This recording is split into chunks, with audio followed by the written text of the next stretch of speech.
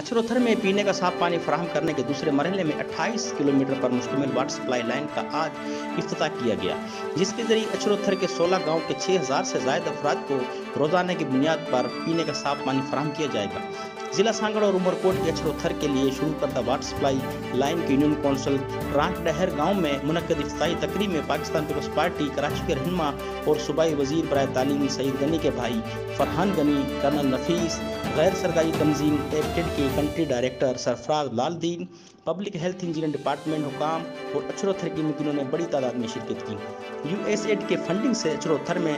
पीने के साफ पानी की फराहमी के लिए गैर सरकारी तंजीम एक्टेड और पब्लिक हेल्थ तंजीम डिपार्टमेंट हुकूमत सिंध के मुश्तरका ताउन से शुरू करदा वाटर सप्लाई लाइन मुख्तलिफ गाँव में 16 पानी के ज़खायर कायम किए गए, जिनमें से हर एक ज़खायर की गुंजाइश 12,000 गैलन है, जबकि हर प्लांट पर सोलर सिस्टम भी नस्ब किया गया है ताकि बगैर किसी रुकावट के पानी में फराहमी जारी हो।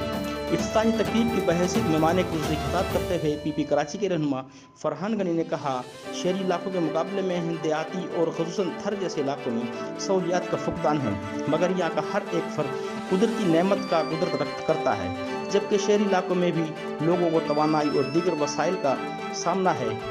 उनका हक है। उन्होंने कहा कि अचरोथर में पीने के लिए नहरी और साफ पानी की फराहमी के बाद हुकूमत सिंध तालीम के फराहमी के लिए